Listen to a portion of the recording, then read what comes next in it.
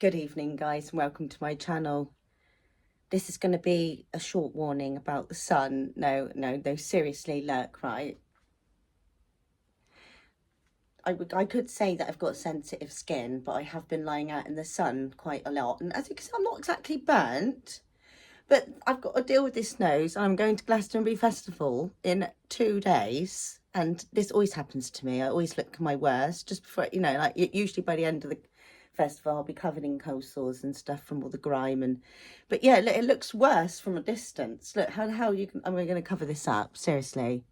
Yeah, I haven't been on for a few days, well, nearly a week, but like I've looked fine. This is just how I look today. Okay, I'm just getting ready for the festival. I feel this could be the look for a few days, this sort of look, but seriously, how on earth am I going to cover that up? Nothing's going to stay on that, is it? But got a few days. It could either go either way, that sort of nose. It could get worse or it could get better. It depends on how I behave over the next few days. But yeah, I've been meaning to do a video. I've got lots of things to say all the time, but as you do, I just been feeling a bit sheepish again about the whole channel and being on YouTube, and seriously, I can't even take myself seriously. Yeah, it'll be a look. It'll be a look, won't it? I'll try and get like a big, I'll have to get like a big jewel to stick on it. Yeah. But I'm wanting to do a video about Michael Evis and actually all sorts of random things, actually. But no, before I do a video on Michael Evis, I'm going to point out that in my daughter's school, secondary school, it's been 30 degrees last week and they're not allowed to wear shorts, right? They got to wear black trousers all week. And I was just like, this is just disgraceful. I felt real like strong opinions about it. I was thinking, how is that okay? Because apparently shorts don't go with the the blazers or whatever. So thankfully some year 10s went into a bit of a protest mode and were wearing skirts. Okay, so they're even like pushing boys to wear skirts now. This is like how it's getting these days. No, but they wouldn't even let them wear shorts. So how's that okay? So even in this day and age, kids have got to strike and wear, yeah. But Michael Evis is a very average man. He's actually very old now. He's like 85. But my auntie went to his birthday party a few months ago, and he had a very normal party in a village hall with just like just the most normalist birthday party you could ever imagine. And as you can imagine, he is just a normal farming bloke. I'm not saying he's like everything's about Michael Evis, but seriously, just he's also a godly man. His whole life gone to church every Sunday. Not that really matters either, but he's a man of God, and he's a very strange man. And actually, Michael Evis alone has raised the vibration of England by having his festival in his grounds, in his farm. But yeah, I'm sure you've watched. Well, you probably haven't. You could. But there's stories on BBC of him, how he started the festival. He used to play music to his cows because he's a milker. It's still a milking farm now, guys. It seriously is. But yeah, he was playing music to his cows because it helped with the milking and helped with them running their milk. And he was playing Lola from the Kinks to his cows, and he just thought, why don't I have a festival here or something like that, right? And then and then it all got organised, and then I don't think he realised how many hillbillies were going to come into the village, and there you go. And that was, the rest was history from 1971. And look at me. No, seriously, you're not going to get any sense out of me now for probably about 2 weeks.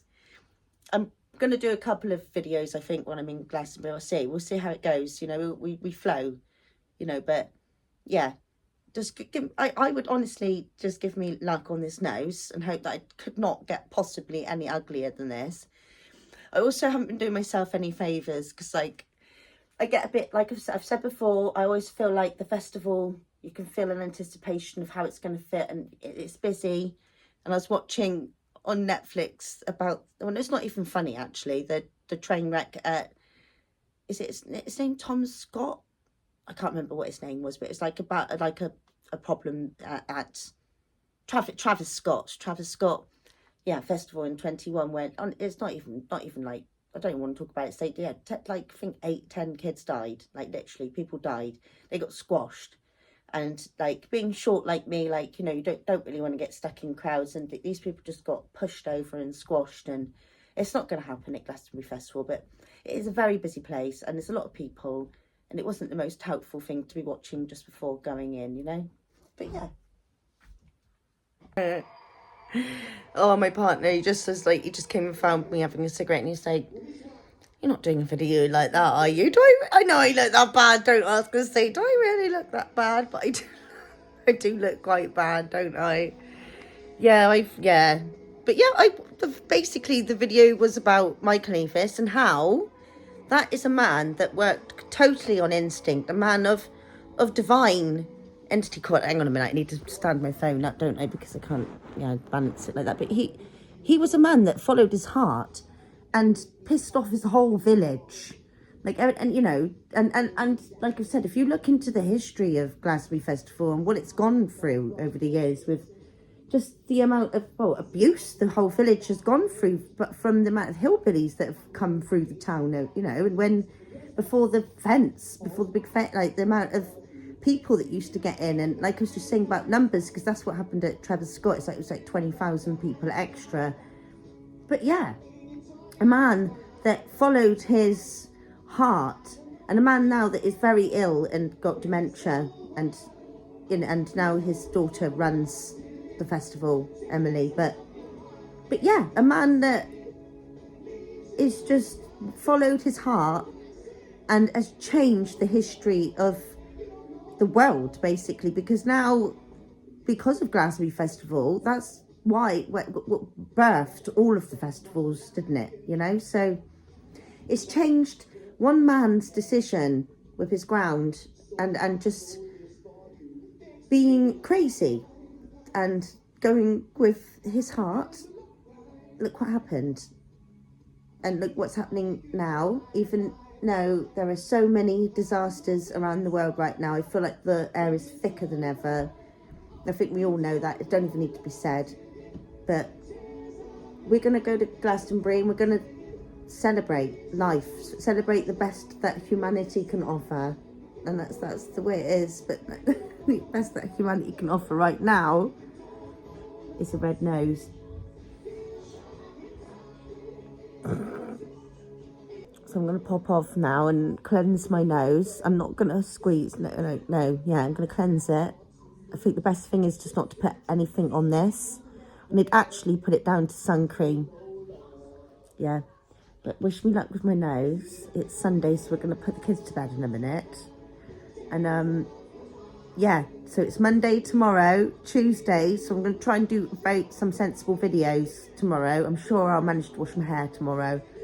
Fit in a few hair washes before, we go to Glastonbury. Tuesday, Wednesday, I might say hi. Thursday, you never know. But not that it's what it's about, guys. But I just hope that wherever you are, you're having a good time. Right, so vibes. Yeah. Much love. Namaste.